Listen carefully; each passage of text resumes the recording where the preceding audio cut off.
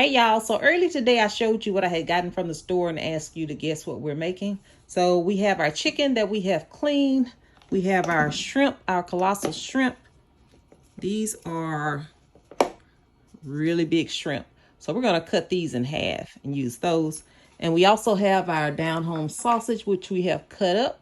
So we're gonna make some Cajun jambalaya. So here are some of the seasonings we're going to be using. We're going to use some Sazon. We're going to use some Flavor God Sriracha. If you don't know, I always use Flavor God for a lot of my things. Then we're going to use a little Obey. We're going to use Flavor God Garlic Lovers. We're going to use just some generic Cajun seasoning. We're going to use some bay leaves, but that's going to go in our finished, well, right before we finished. We're going to use some garlic since I'm not crushing up any. And we're going to use some Sazon Complete. I'll be back. Now, I know when some of you look at this, you're going to say, ooh, that water looks a little murky. But you got to understand that I put some bouillon cubes in there. So that's why it has that little yellow coloration. And I'm going to season it with my garlic, some onion, and some of my seasonings. And then we'll go from there. Okay, we have our seasonings in here. I'm going to add some onion and then we're going to let this cook. And while that's cooking, I'll go ahead and pre-cook my sausage so we can get that grease out. And we'll add our shrimp when our chicken gets ready and we kind of shred the chicken. So stay tuned. We'll be back.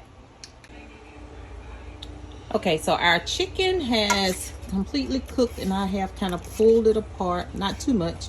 I may have to do a voiceover because my husband is walking in and out while I'm cooking. So that is done. Now we're going to add our rice. And again, I told y'all that I am using the Bayou Magic Cajun Jambalaya mix. Now this comes, let's see, the seasonings in here is rice, onion, bell pepper, salt, red peppers, paprika, caramel color, and other spices and garlic. So this will help you if you want to do a quick meal without doing all the cutting up of your vegetables. Then you can use this pack. I use it often when I don't feel like doing all of that, and especially when I don't feel like doing the tomatoes and all. So we're going to pour our rice in here.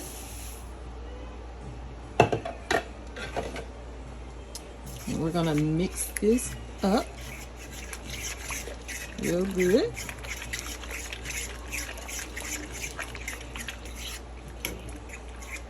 And I have already pre-cooked our sausage. So let me get that. Now with our sausage, I haven't cooked it all the way, just enough to get most of the grease out so your jambalaya won't be greasy. And I made too much of this because it's only me and my husband, but my brother is in town, so he can have some, and then I can also take some to my children, my child and my grandchildren. If you don't know, I have 6 grandchildren. And they are, I always call them 2 different sets because my daughter has some that are out of high school, and then she's starting with some that are in elementary school.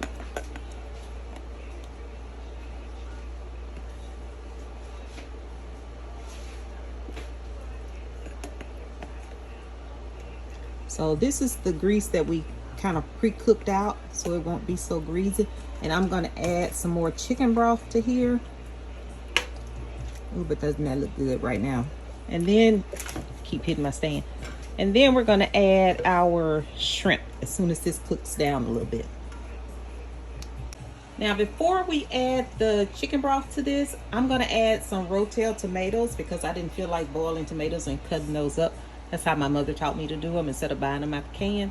But I'm going to show you this. I just want to show y'all this little Pampered Chef can opener that I've had for like 15 years.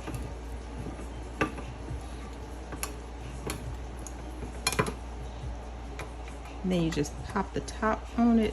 If I can get the grooves. Of course, it's going to act up while I'm on camera. And you just pull it up. This one I've already drained. So we're going to pour that camera, not act working well with me. We're gonna pour that in here. So I'll go ahead and empty the juice out of the other can, and we'll pour that one in here as well. Okay, so we've put our bay leaves in there. We're gonna put a little sazon in there. Oh, come on out. Not the whole package. And I've already put some Old Bay in there, and I put some of my Tony Satchery. So we're gonna let that cook, let the rice cook, and then we'll come back. But it's looking good, y'all. Look at that. Wait till we put those shrimp in there. Okay, y'all. So I just noticed I really have to get me a ring light, which I have ordered one, because this light is just not giving my food any justice. So we're gonna add our shrimp. I pre-seasoned it with just a little seasoning. I use Flavor God, everything but the salt. And this is not sponsored. None of the things I showed you in this video is sponsored. I just like to use this. So let's add our shrimp in there. They have been cleaned, deveined, and all that good stuff. I have cut them because, as you saw in the beginning, they were some humongous shrimp. So now let's stir this all together. I added the shrimp now because the rice is getting tender. We don't want to overcook your shrimp. When you're cooking shrimp, you shouldn't cook them no longer than at least 3 to 5 minutes, because when you turn the fire out, the steam is going to cook your shrimp some more, and you don't want tough, rubbery shrimp.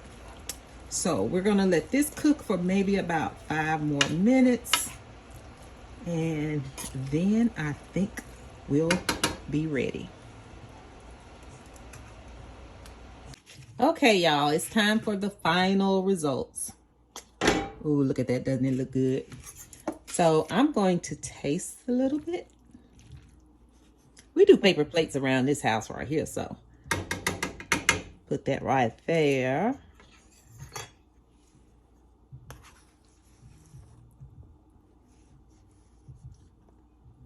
I'm making a mess on this plate. But here we are. See if I can get this piece of shrimp up there. Look at that. Look at that. Look at that.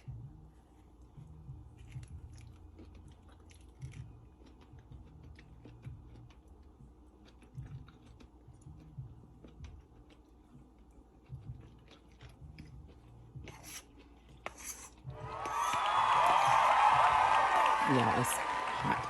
It's burning my mouth.